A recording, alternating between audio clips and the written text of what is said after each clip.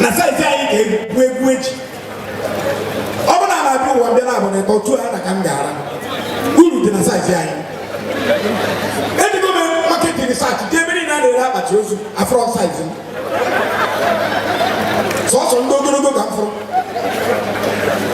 We are man here Chineke kwere na kwa ga-ebezu na ndụ. Amara m ka ihe okere gị ma nke ihe maka ihe onye yọrọ ka onye enye ihe yọrọ ga-anọ ebe a bụ ogologo ndụ 210 years na-apụ ihe maka ndị otu nha otu anwụọ ọkwa anwụchuru m anwụchu ihe na-eche m uche bụ ebe ka ụmụ m ga-egote akpati ya eji eji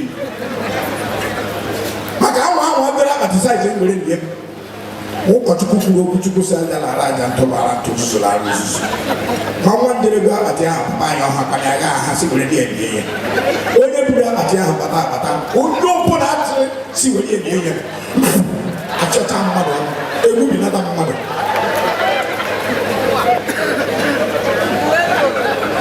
onye ọbụla bịara ebe a taa I wish you what God give to me onye amara Chineke nyere m asị na ọ ga-abara onye ọbụla n'aha Jizọs enwere m ọla ọcha enwere m ọla edo onye amara nwere ka m ji eme ọkọ n'efu any moment from now ihe niile batara ebe a ma ndị na-outside nwa ọbụla a ga-abụ na bụrụ ga-abụ exactly Uwaezuoke.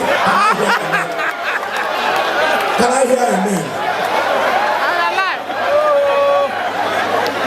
Okay. Can you hear him?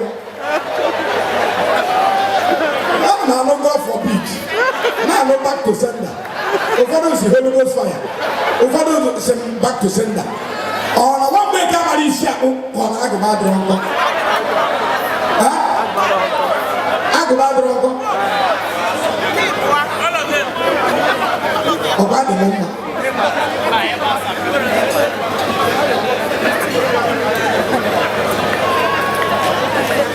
Ọsọ abụghị ọsọ ka nwaanyị na-agbama jide ndị nwa ya aka. Ezigbo ọsọ mee ndị nwa na-ajụ ya n'anya na-ajụ ya n'otu besi ije ụna-adị ya.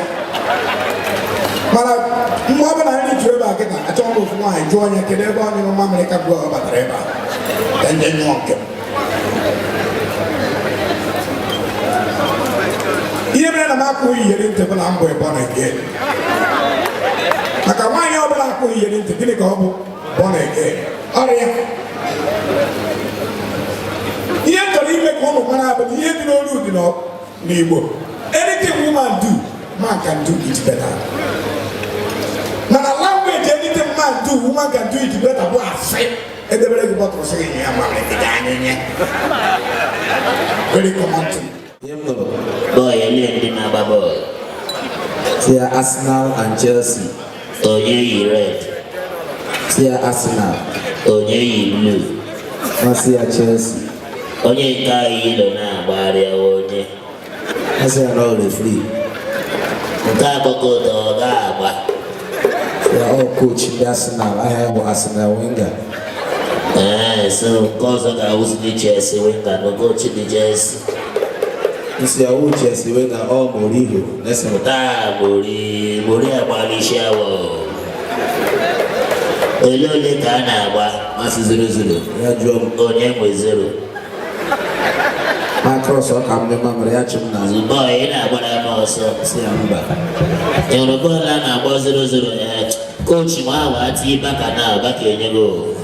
Ladies and gentlemen, let's Abakaliki stick anya na azụmọta onye rom hụrụ koja. My brother, you are blocking Range Rover Sport 2015 model. You are blocking Venza. You are blocking Lamborghini. Please go and remove that your family problem from the road. Go and remove that ancestral cause, that ancient altar. Now we go for church. One day, I pastor shout, the way women control men in this ministry is bad. Men, we are meant to be on top.